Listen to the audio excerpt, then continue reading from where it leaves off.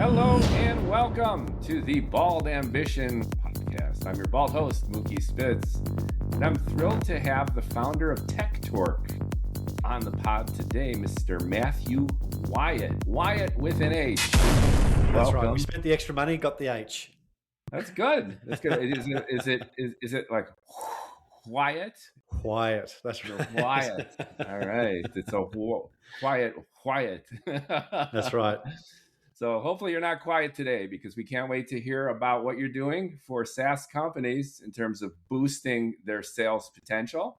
I've had several guests doing sales. They're plugging in AI. They're plugging in the tech.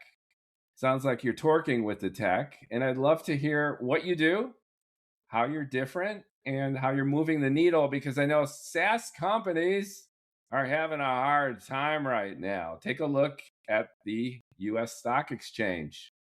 Woo! What a ride for Salesforce. Getting brutalized, aren't they? Having a crisis. They're struggling because agentic AI technology. There's a fear that the bots are going to be doing this work for companies and buy subscription models. So let us have it, Matthew. What the hell is going on? Well, first of all, thank you for having me on the Bold Ambition podcast. I'm almost there. Like I'm very, very close. Like this is all just smoke and mirrors at the moment. It's all relative, Matthew. When you got a baseline at zero, then a little bit of fuzz like what you have now, and if you're on audio, I'll give you the picture of a little crop top there. And if you're on video, it becomes instantaneously self-evident that Matthew's got an edge. That's right. Got just a slight one.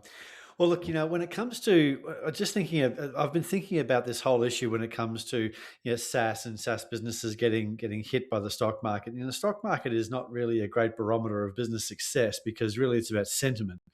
But I'm not an analyst. I don't even play one on TV, so I can't really speak very intelligently about it. What I do know is that is the fact that when it comes to selling and marketing, when it comes to growing a business today, really the key factor is no longer features. Features are no longer a feature in the sale. And I speak with a lot of clients. We're just about to release this feature, do that upgrade, this API, whatever it might be.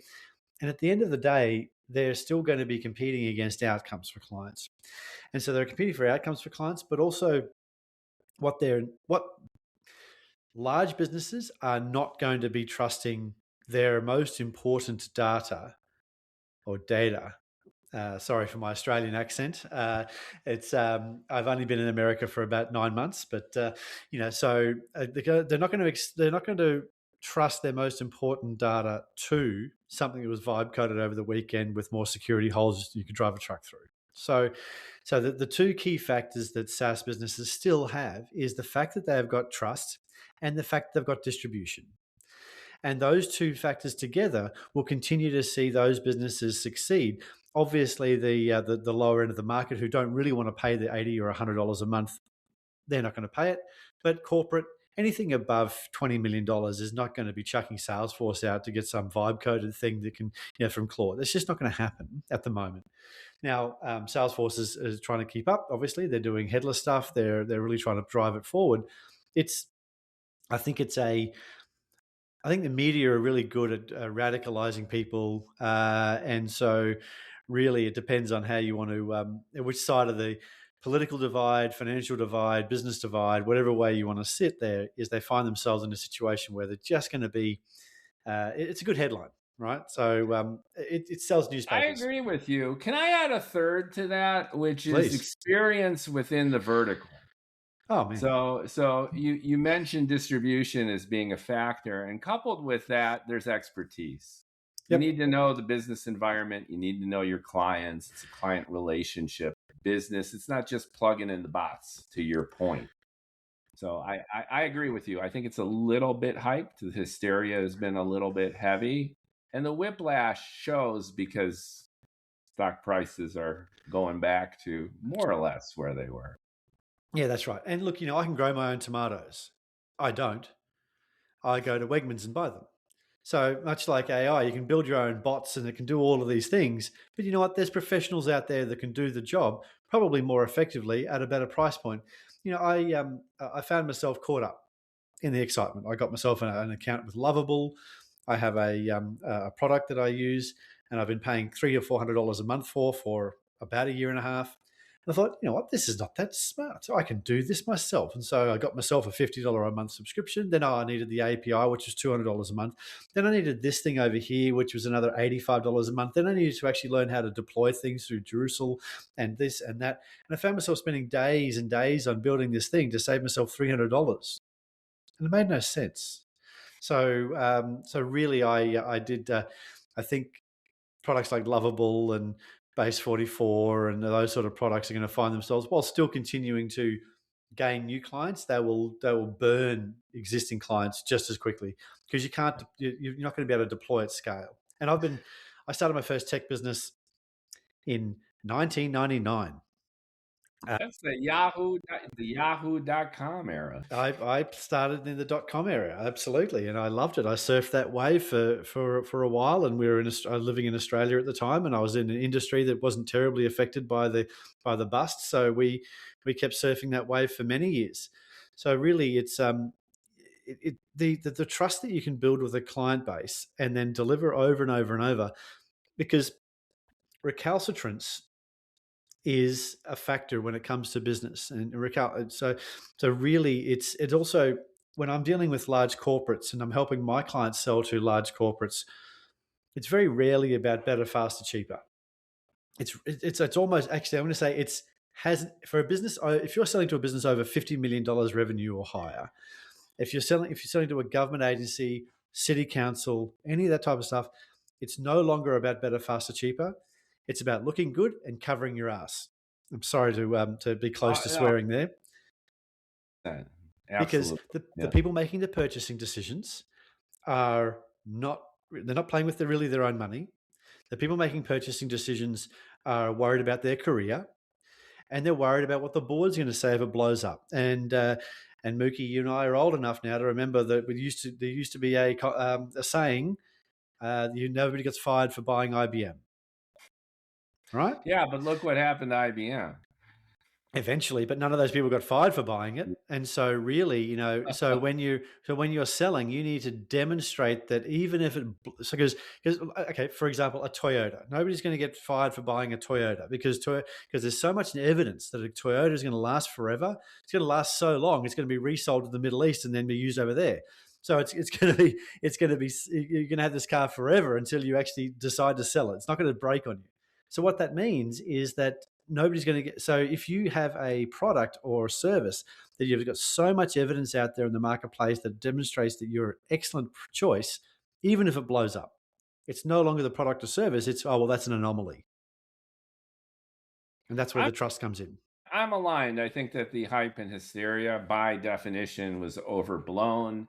I agree with you that the SaaS companies aren't going away and going to be replaced by a bunch of vibe coders in a garage. And I think that the client relationship and expertise within each respective vertical is what really carries the day. So you could vibe code the hell out of something. And from a technical vantage point, to your point, it could potentially increase efficiency, cut costs, and do everything the SaaS more or less does. But what you're losing is that expertise. You're losing the accountability, and you're losing the client relationship. So this AI transformation is not only technical, and it's contingent on disruption having an impact on staff, on management. These are human beings in a very human environment, and you can't just flip the switch and expect the bots to do everything. Correct. So SaaS is here to stay one way or another. Yeah, but I'm not a Luddite at all. I am the sort of person that looks at the market and tries to look over the hill a little bit. And, I've grown my business, but I haven't needed to bring on any new staff in the last year or so, because I am taking bits and pieces of the production of, in my business and production in my clients' businesses. And I no longer have to I don't have to employ new people for every new client. I have the existing high skill people who can manage multiple clients. and I have built AI inside my business that can perform the activities that I might have done in the past that would take me away from new client acquisition. So whilst I have not downsized anybody or I've removed any roles, I've just not increased any roles because I've become more efficient. Yeah, scalability is one of the benefits. And to your point, it's a hybrid approach. You understand the Totally. client, you understand the business, you understand what's going on, and you provide that consultative relationship. It's not features, it's the benefits, it's the relationship. And then you take advantage of the technology without rejecting it or selling your soul to it.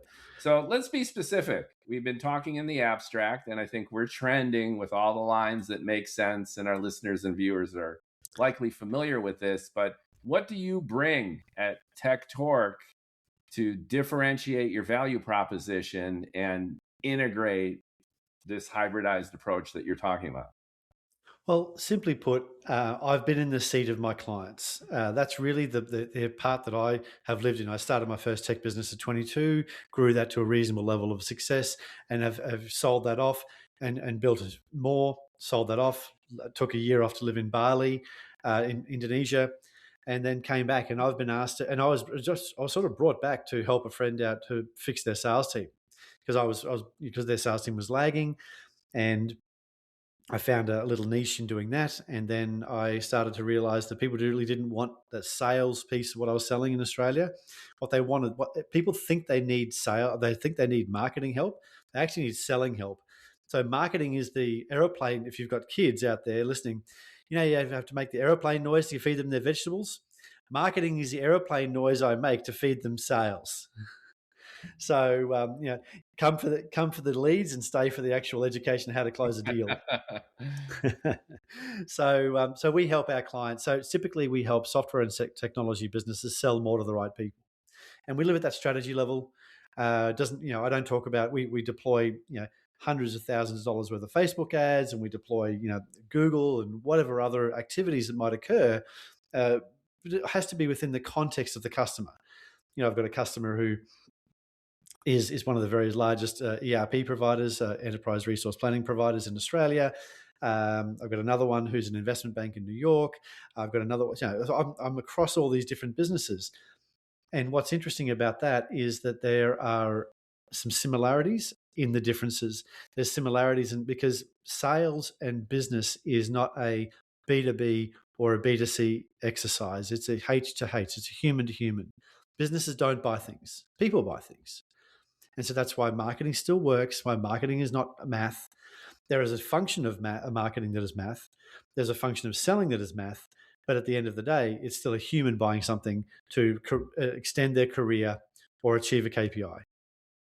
Let's get tactical for a second because I Sure. understand your strategy, but what exactly do you do? Because you're describing a multi-channel or digital strategy for a company with Yep. ad buys, with content strategy, with channel affinity and all that.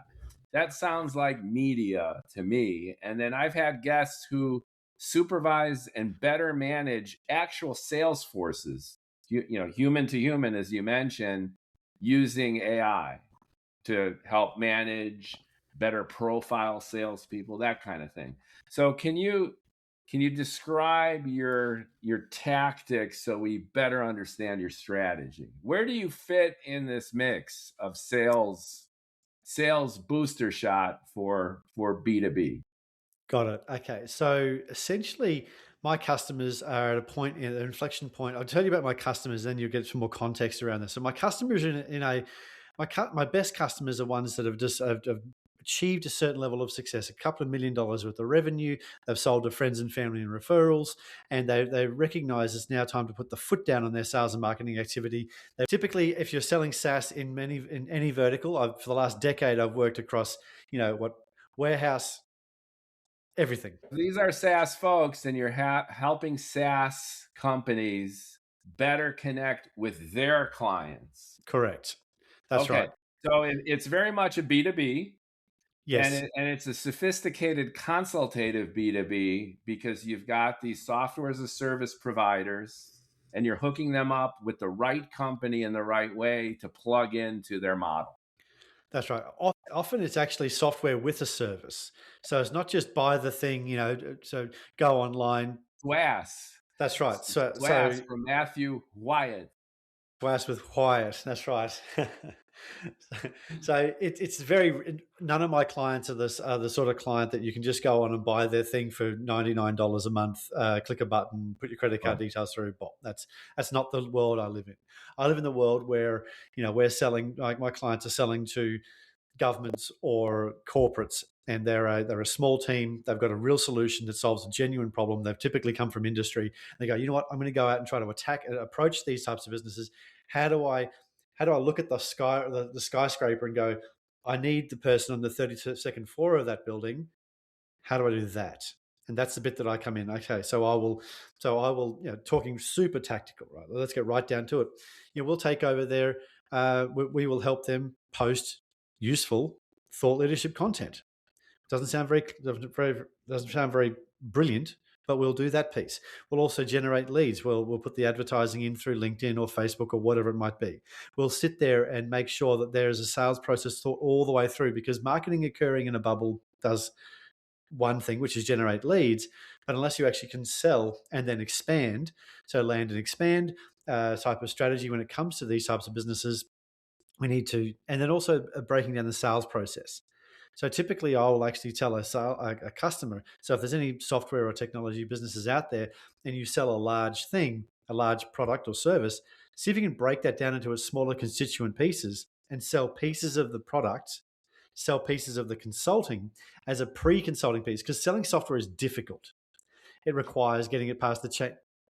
Tip of the spear. That's it. Tip of this. Exactly. So how you do that these days is by selling a piece of consulting, because people will buy consulting at significantly higher rates than they will buy software, because software requires the IT guys and girls to get involved. They need change advisory. They've got to get all this thing and the business changes. It's a huge pain in the ass. Infrastructure switcheroo. And then consulting, well, I need this tweaked or that. And then, you get in the door, you show you're smart, you show you understand their business, and then you upsell. Correct. And you become a vendor. Look, I was working with a company selling a mining software solution, and they couldn't make this. They couldn't break through because there were so many people. There was 20 or 30 people in the whole process that could say no, and one or two people that could say yes. So what we did is we just went ahead and, all of these people need to believe before they all turn their keys at the same time. So we went and did a piece of consulting. We found out that a person on site could spend about $30,000 on consulting. So guess how much that consulting was? $29,500. An astonishing coincidence. An astonishing coincidence, right?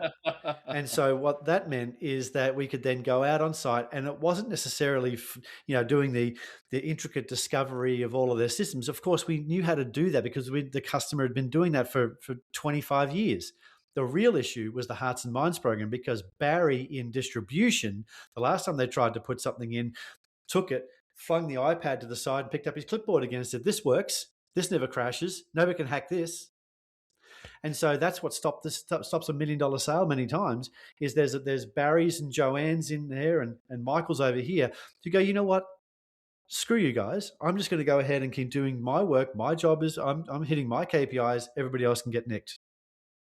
So your tip of the spear sounds like a consultancy-driven discovery kind of session. So do you look under the hood? You spend some time? Yep. It's a paid service. It is essentially, so we name it, we brand it, we put a brochure around it, and we sell that. And so when a person says, "Hey, will it plug into this API? Does it come in blue? Will it talk? Does it do it in Spanish? How many Portuguese? Whatever it is." These questions bog you down, and technical people are masters of the universe when it comes to asking really niche technical questions. That's how their brains are wired. They go from the bottom up. That's what makes them good coders, good architects, good technical people. And it's the exact opposite of strategic thinking, which is you look at the entire chessboard, you know how all the pieces move, you know the rules of the game, and then you set it loose for a while to see how it simmers.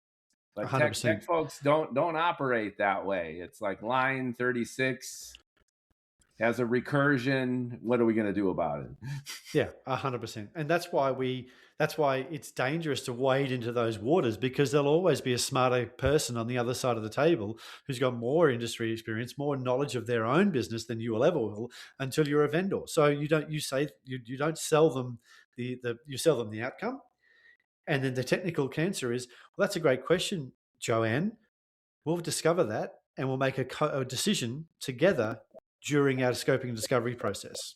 And you're hunting for pain points. So Totally. what a lot of clients don't realize is really the mess that they're actually in. And then once you look under the hood, it exposes challenges that they themselves didn't even think about.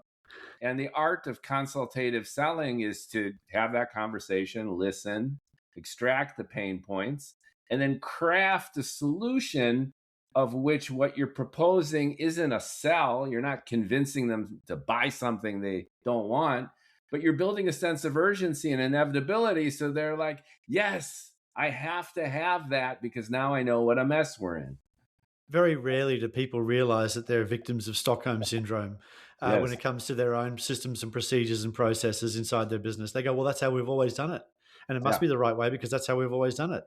Well, somebody made that up years ago using an Excel spreadsheet.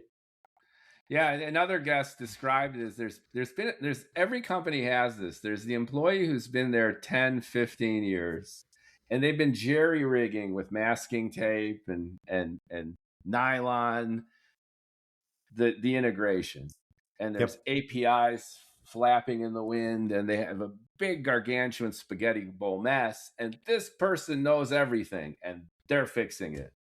And that's the exact opposite of what you want in terms of integration, scalability, interoperability fixes, and just redesigning things from the ground up to make it make more sense.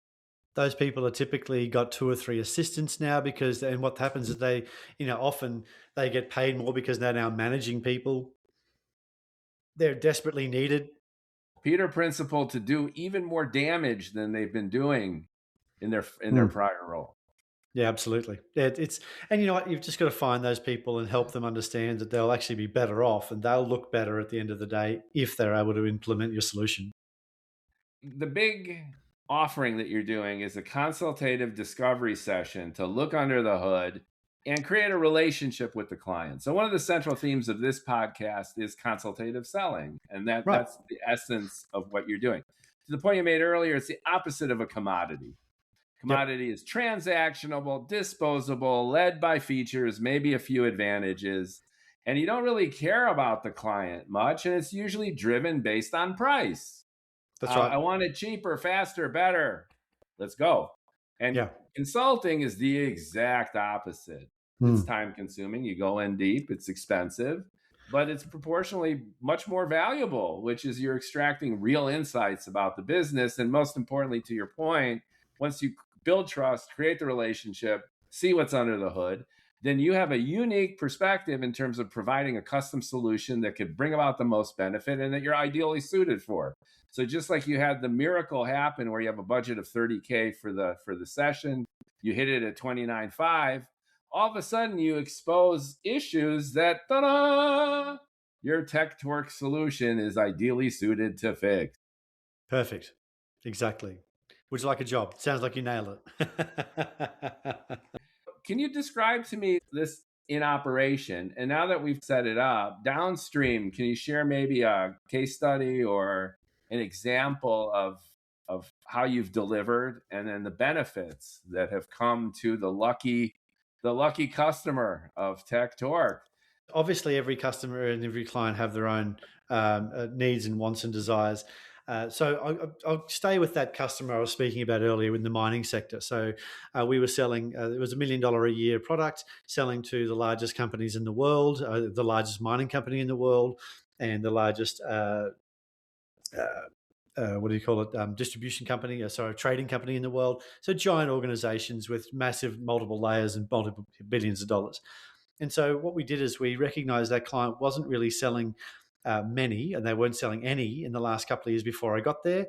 I was brought in to have a look at their sales and marketing process and realized that they needed to stop being the smartest guys in the room. The problem is the greatest challenge that a lot of technical people have is they are the smartest guys in the room by a long way, and which is intimidating for clients. And also the smartest guys in the room rarely have the ability, the time or the crayons to explain it to them, to their customers. And so they needed somebody with, what is as smart as them, that's me, to be able to take their brilliance and distill it through their messaging and their marketing and their communication, and then present it back to clients in the format in which they did. So just to wrap that little case study up, they hadn't made a sale in about 3 years before I got there. They were living very, very well on the recurring revenue from their existing businesses. Absolutely, they were crushing it. Just been really clear about that. And then by the time I'd left after a couple of years, they had sold six new mine sites, which are all hundreds of millions, tens of millions of dollars each in recurring revenue over time, and all the contracts renegotiated. So really, it's about stepping into the client's shoes, understanding exactly what they need, and then delivering that back into the market.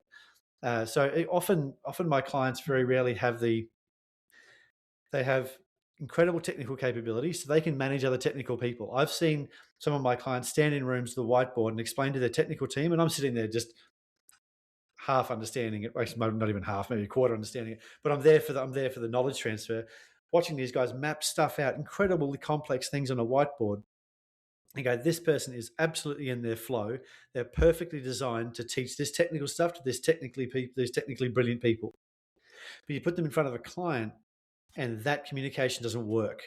It often backfires horribly. What's interesting about your approach is it's meta.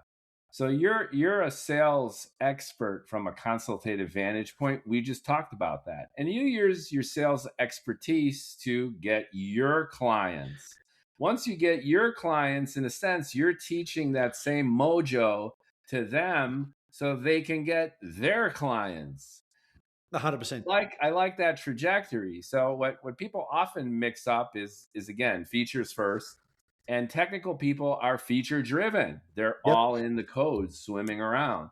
And what's obvious to them is a complete chaotic disaster to a decision maker, ultimately on the executive team, because they don't know how that stuff works and they don't care.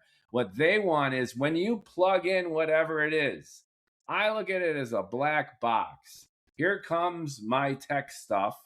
Plug in that IT, and all of a sudden the lights are on, and it's a Christmas tree, and I'm getting the business that I want. They do not care, and I think that's very hard for a lot of technical people to understand.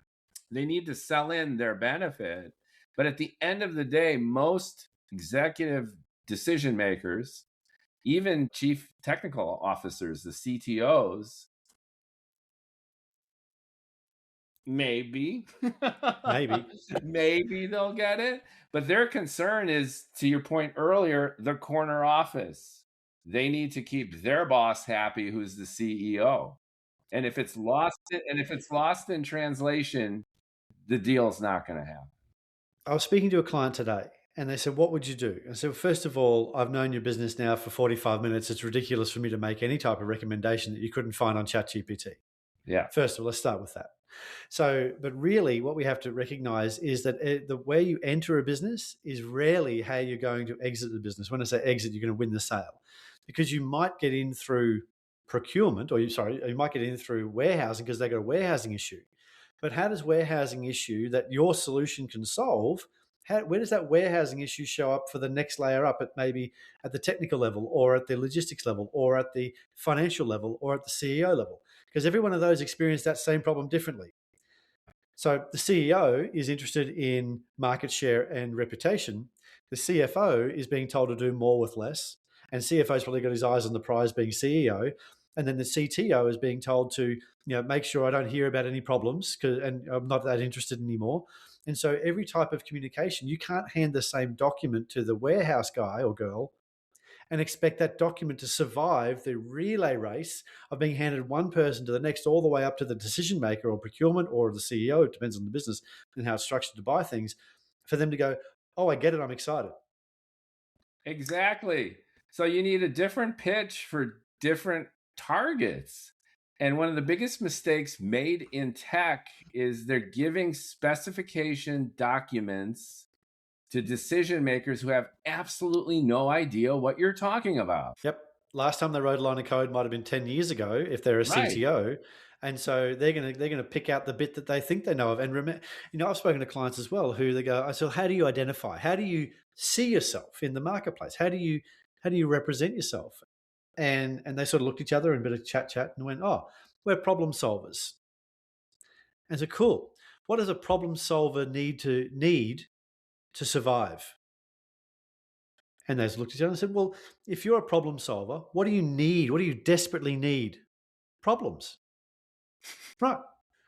So then everything I hear back from you, everything that you're saying, you're gonna hear what I say, you're gonna intelligently break it down and find the problem.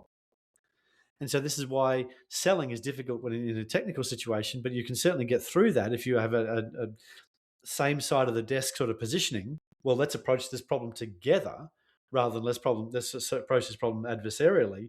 But then, of course, you need to also then point your energies, both you and your champion, towards the next layer up in management, and the purse strings. Yeah, you bring up a terrific point that if you're selling based on features, the old example is if your face is facing one way, then your ass is facing the other. Then you're naturally going to raise a tsunami of objections that you otherwise never would if you turn around. Stop showing your ass to the decision maker. Turn around, look at it through the lens of what they expect, how they interpret the situation, and you're going to avoid the roadblocks and the landmines that usually come up when you're selling, not understanding what the decision maker or even the influencer even wants from you. Absolutely. Well, there's stages in which people buy things even today, and that they translate to every stage. So, step one, lie to the salesperson. What does that sound like in a lot of situations? No, thanks, we've already got one, or no, thanks, just looking. Go to the shops with your wife, or I go to the shops with my wife. No, thanks, just looking. How can I help you today? No, thanks, just looking. That's crap. I hate that. We're looking for this. We want this in this size and color, and that, of course, the experience of shopping is different for me and my wife. I go to buy something. She goes to shop.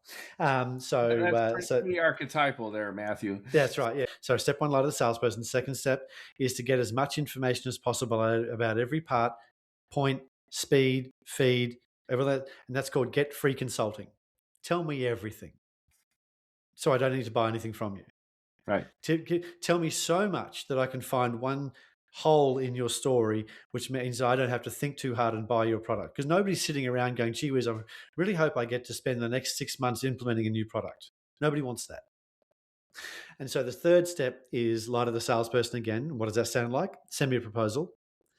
I'll send me a proposal. I'll put it to management, all that sort of stuff. And I was speaking with a client just the other day who was saying, why are we selling? We're sending out proposals, but we're not closing deals. And there's only two reasons you send out proposals and not closing deals. First, you're selling the proposal. So you've done your pitch, you've not really got much feedback. You go, can I send you a proposal? The person says yes. And really the yes is, thank goodness I can get off the phone now. Or they're not feeling the pain. It's low pain, or you're selling the proposal. It's the only two reasons. You don't make us up. So we need to change those, how those operate. Too much detail in the proposal, too many areas in which an area could be, I don't like that, I don't want that, I've already got some of these. Because if you get into tactics, that's why in my advisory, I don't talk about sales. I don't talk about Facebook leads, or I don't talk about doing content, because with Facebook I can get an agency, with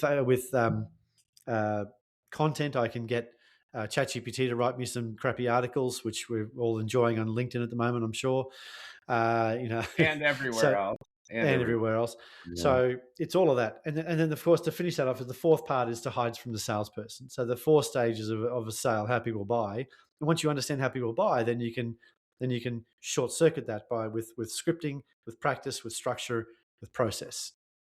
Let's talk about scripting in terms of content strategy. Now, the old school method is big sale, 20% off today, make your move.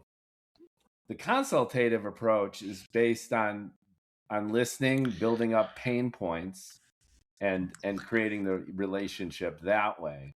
So when you're advising your clients about anything from, let's say, a LinkedIn or Facebook ad or content, or you're even scripting salespeople in terms of their engagement, how do you look at that trajectory that you just outlined through content? Do you have opportunities at that tip of the spear to not just highlight end game, like, here's the typical thing is that you roll into a used car lot and you're fresh meat, and then the salesman comes out old school and say, hey buddy, check this out, it's an AM FM radio, leather bucket seats, and a 325 Hemi, come on, test drive. And what you're doing and what you're espousing is, how are you? Is it for you? Are you married? Are you a single guy? Do you want a roadster to, get feisty?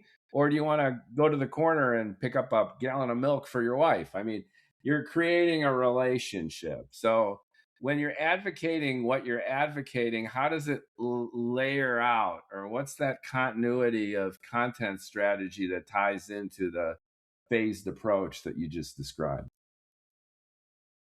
Not a single one of my clients has been worse off because of them going more and more narrow into a niche, or a niche, as you say over here. Niche is so American, isn't it? Niche. It's French, right? I mean, I'm a dumb American. And there's no T in there. I mean, it's not like glitch or bitch. It's niche. It's got an E, which accentuates the vowel in the middle. But anyway, let's not get into it. Yeah, it's so. Welcome to America. I'm loving it. You know what? People make fun of the Aussies for your accent, Sure. and for Crocodile Dundee and all that stuff. And That's as Americans, we lose sight of that the whole world makes fun of us. Look, it's a great place as long as you don't watch the news. And I've been here now for 9 months, and I think I'm more positive about America than a lot of Americans are. I have. I'm a member of some clubs here in town, and I live in Princeton, New Jersey now, and I'm a member of some clubs here. And people ask me, and I said, "Well, what's been your experience?" And I said, "Look, it's been fantastic from day one. Everybody's been so nice, so easy to get along with. I ask a question, they answer it. It's almost in the first couple of months being here, people would go out of their way to help. They were just so open and friendly, and I think Americans as a whole are fantastic people, certainly very, very friendly. And of course, dealing with any large, trying to get a social security number is hilarious. As a 50-year-old man walking into social security for the first time, that's an amazing experience of people who are, you are male and Caucasian, so you have an advantage, at least currently, I think. That's right. I have joked to a friend of mine. I said, when will it be my time? When will it be a white male, born in Australia, privately school educated? When will it be my time? A terrific Louis C.K. skit where he goes, "Look at me, I'm a fat, balding white guy. It's been great. It's been great forever." And sooner or later, we're going to get our ass kicked, and we deserve it. But until then, woohoo! It's going to be great. That's it. Well, my boys are playing sport at a very reasonably high level now here in the States, and they get to meet everybody. In elite sport, it's fascinating, and I just think that America is such an incredible meritocracy. There's so much opportunity here. It doesn't matter. You could work it. Okay, the whole machine is set up like a lot of countries, but the whole machine really is angled towards the top 10%. Everybody else is getting screwed. But but the good thing is there's no barriers. Okay, once again, this is my, as the young people might say, my privilege might be showing. Yeah. But I don't believe there are really any barriers. If you're willing to put the work in, work your ass off and add value and exchange value for money, then there's no barriers to getting to that 10%. Like I've got clients from other countries who have a class system so baked deep that it doesn't matter how hard you work. Whereas here, as far as I can see, and of course I'm always open to having a conversation about that.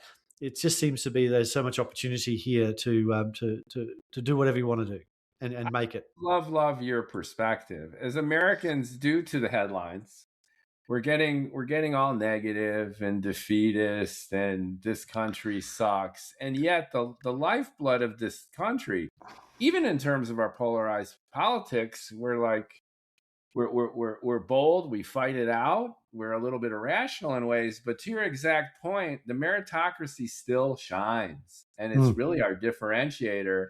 Just go for it. Try it.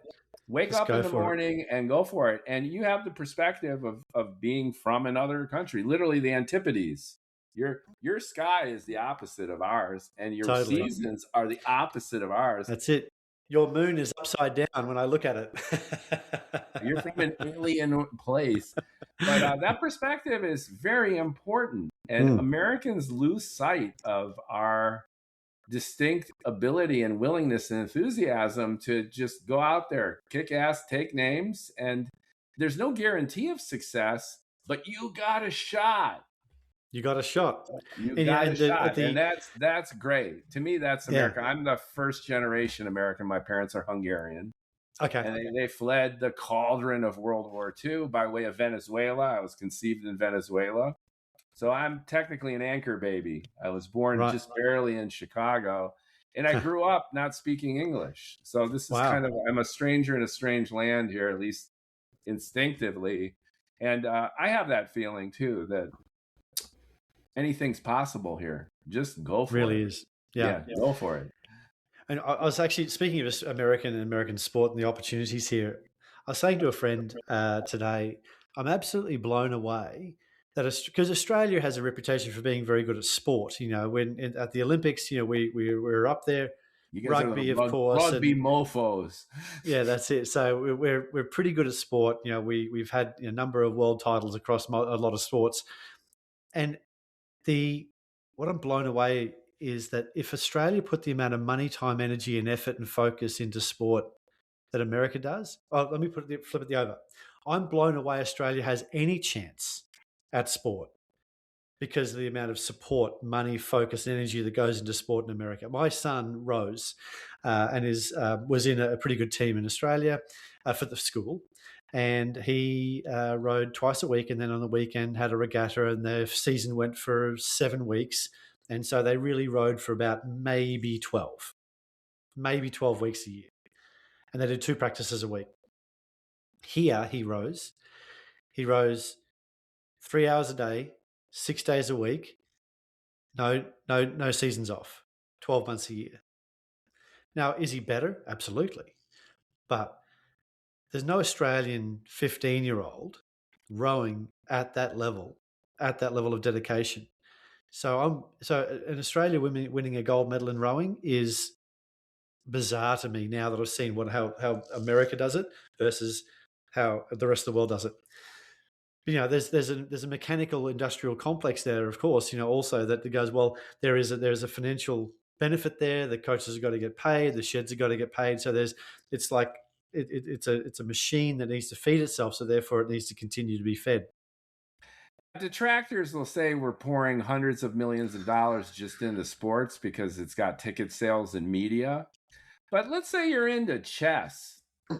Americans love their chess too. Is it broadcast nationally, and is it a ticket $5,000, for the box seats? No, but we have the critical mass and enthusiasm and this competitive streak that pick almost anything that you're into. America is the land of opportunity. Become a chess grandmaster. Go on OnlyFans and make a few bucks. It's whatever suits your fancy. I have that libertarian streak in me too, which is just go for it. The only person stopping you is you.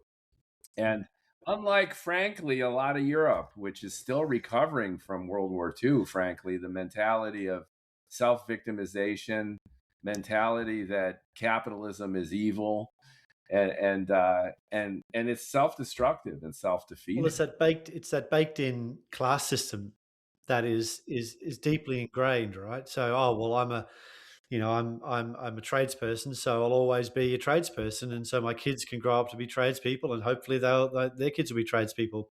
And funnily enough, although into the age of AI, tradespeople will be tradespeople in Australia have been rich for a long time anyway.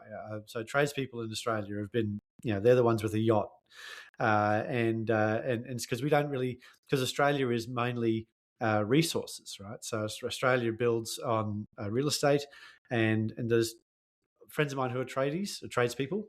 Tradie, there you go. That's an Australianism. They're doing real well. They're doing really well. So that's not going to ever take. Well, not. It's going to be a long time before that's taken by AI. And that's the irony. The original conception of robotics, the Andrew Yang crowd felt that the lower echelon worker would be hit first.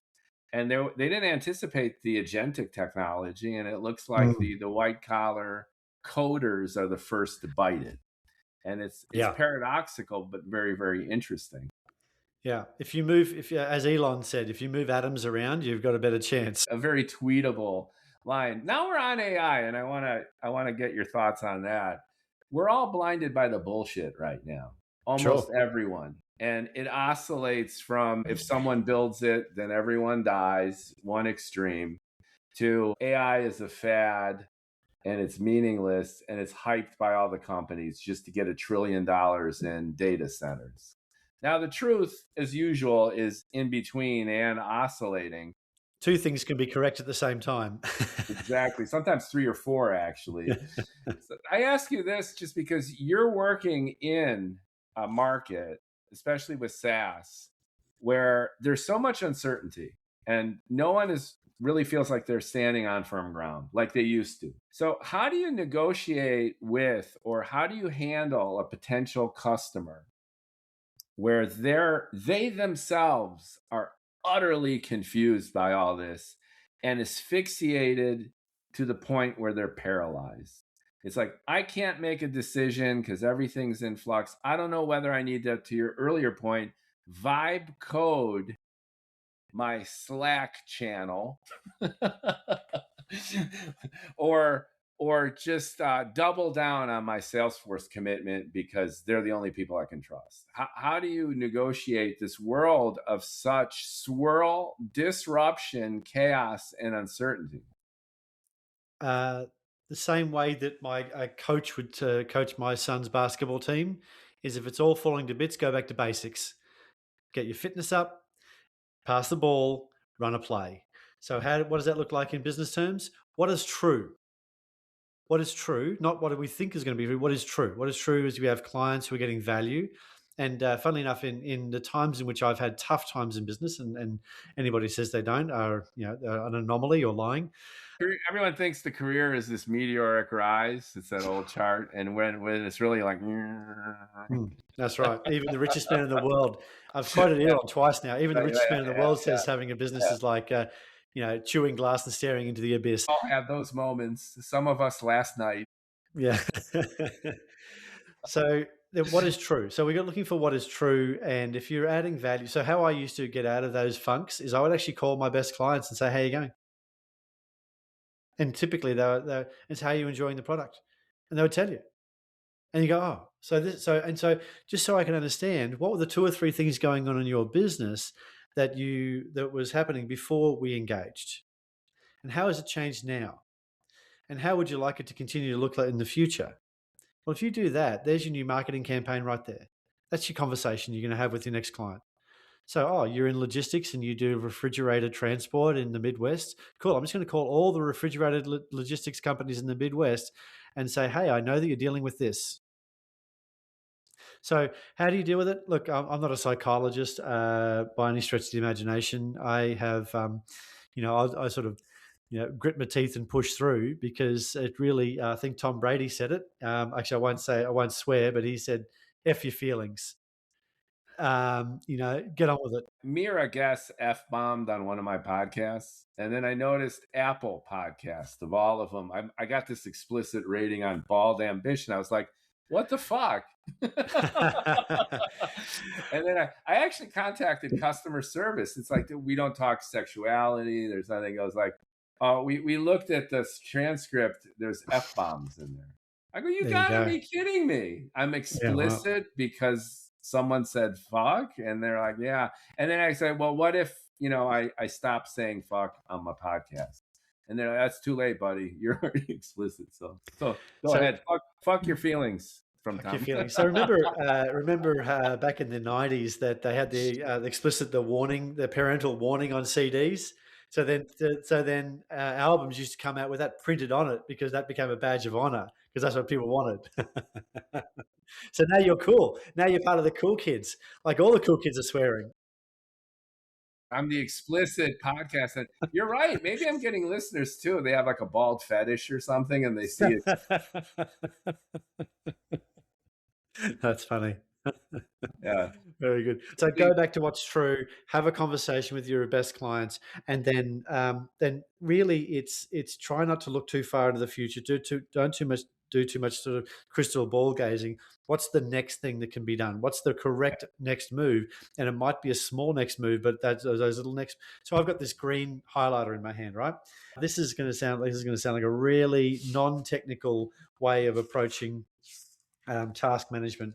But I have a list of things to do every day, and then I highlight them off my list, and I go, and every time I highlight them, I get up and do a little dance, which is ridiculous, which is a dumb thing to do. But I move my body, and I go, I have just rewarded myself for choosing a webinar title for next month. And so do the small things because you continually execute on the small things, and the big things will look after themselves.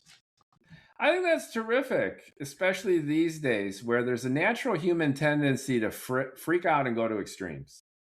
Like Sure. something is just mildly broken or inconvenient. I have a 19-year-old, my son, and he's my roommate as I help him get through flight school. He's learning how to be a pilot. I'm so proud. He's doing great. That's very cool. But I see him like this, like every 5 minutes, every 10 minutes, he makes these earth-shattering existential decisions. And then he comes in and he makes an announcement. I'm going to quit my job. I'm going to get a new job. I'm going to change flight schools. I don't know about this flying thing. I'm going to die. I'm going to commit 120% and I want to be a pilot in 2 weeks. And it sometimes minute to minute, he's flaring. And there's a tendency to the point we're making right now that when you have a lot of disruption in business, there are knee-jerk reactions to the latest headline, the latest news. And you feel that if you don't make radical change or if you don't do something crazy, then you're going to be left behind. And then there's another whiplash to that, which is I'm paralyzed and I can't do anything because this is all overwhelming. To your great point, what's your to-do list for today? And the issues that you have, which have been probably endemic to your organization for a decade, are dying to be solved.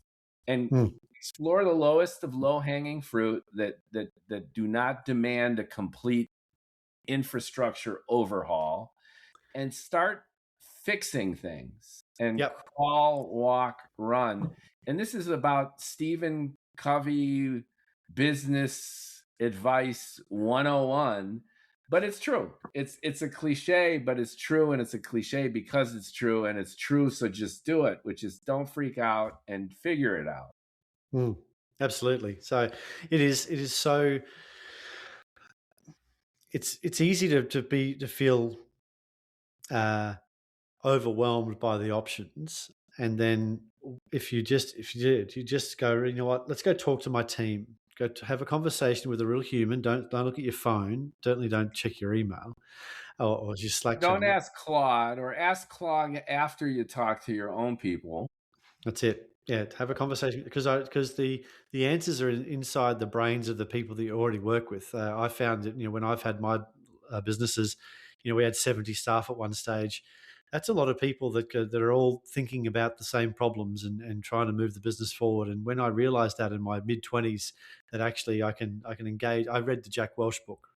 There's a story of Jack Welch, the legendary CEO. He was the Satya Nadella of the prior generation. I think that's the best way to characterize Jack Welch. That's right. So he was the captain of the ship when it was the largest company in the world. Yes, old school. That's when an energy company and energy and manufacturing. literally, to your point, atoms moving, electrons moving. This is pre-digital, right? Yeah, Isn't it that's right. astonishing to think? And I'm very old and I've read a lot of books, so that's. yeah. No, I love it. I'm old as hell too. so, so yeah. So what he was saying is, he had a rising speech, and you really, grabbed everybody's attention. And the foreman came up and said, "Look, Mr. Welsh, you've had my hands for 20 years, and today you've got my brain." And the factory turned, and the factory completely changed how it was operating, simply because the people were cared about, and the individuals inside the organization. There's a lot of smart people inside every organization. If they just spend a little bit of time talking with their own people and going, what can we, what do you think? Not the directive of we're doing this. It's always good to have this, but within the framework of our values and mission, vision, values, what do you think, and how would you like to contribute? That's a powerful conversation to have with people. It goes, I guess, full circle with our conversation. It goes beyond and within and without the specifications documentation. So in order for software to operate, you need to be buttoned up, and you need to be very detail conscious. And AI, machine learning, deep learning intelligence, in nanoseconds can do what an army of engineers used to be able to do. Yay. But that's not going to save you. That's like having a silver cross and a clove of garlic in a desk drawer in Transylvania. The vampires are still going to get you. And those vampires are your own broken business processes and one's own unwillingness or incapacity to listen to one's own people and to listen to one's own customers. AI is not a solution unless you first make that human connection and rely on your own intuition and gut to move things forward. And going back to what you were saying about what differentiates this country, it has to do with the heart and soul and the intentionality of wanting to succeed. And that's not in any line of code, at least not yet. AI, regardless of the sophistication, is an autocorrect feature. It ain't gonna save you. It'll help you, but you first have to get yourself shored up. That's right. And people, the challenge with AI is it does help people do dumb stuff faster. Yeah. So you just got to figure out if you're doing the right stuff or you're doing dumb stuff. There's been too many times in which people have said, "Oh, we're just got to, sales is a volume game." Well, if you're doing volume of dumb stuff, you're just going to do a lot of dumb stuff. So it helps you get more efficient about doing inefficient things. That's right. Very efficient dumb stuff. All right, Matthew, Exactly. I want to sincerely thank you for making time on the Bald Ambition podcast. Like, comment, share. I will put links in the description to reach out to Matthew at Tech Torque. They give a consultative session, tip of the spear. That's Hit right. that link to check out your own business and look at what's under the hood and begin the conversation to shore it up and heighten your efficiencies the smart way. Appreciate it. Thank you very much. All right. Thank you so much. I appreciate it. And welcome to America, sir. I appreciate it. I feel very welcomed. Going to Australia is on my bucket list. I've actually never been down there. I've been to Southeast Asia. So the closest I got is that, but I've always wanted to go down there, hang out. When I was traveling in Europe in my youth, I hitchhiked and I had the Eurail pass, and every other person was in Aussie. We are everywhere. We are for everywhere. They were just talking about that joie de vivre, just stopping in the city, getting a job, working, saving money, and then traveling for 2-3 months, and then stopping in another city, working and traveling. And they were gone for 18 months, 2 years. And then they would go back home, refuel, and then come back out exploring. It's really cool. Yeah. And then, and the reason we're in America is no good reason. We were walking around New York 2 years ago and went, you know what, why don't we live here one day? Why not? And then we thought, well, yeah, why not? See, that is cool. That no AI can do that, at least not yet. Not yet. That's at least not yet. That's right. Yeah, you can start a company, AAI, Aussie AI. That's it. Rather than says, what do you want to do today? Yeah, go on, mate. Yeah, come on, mate. All right. Good night. Thank you so much. Take care. An absolute pleasure. Talk to you later. Bye for now.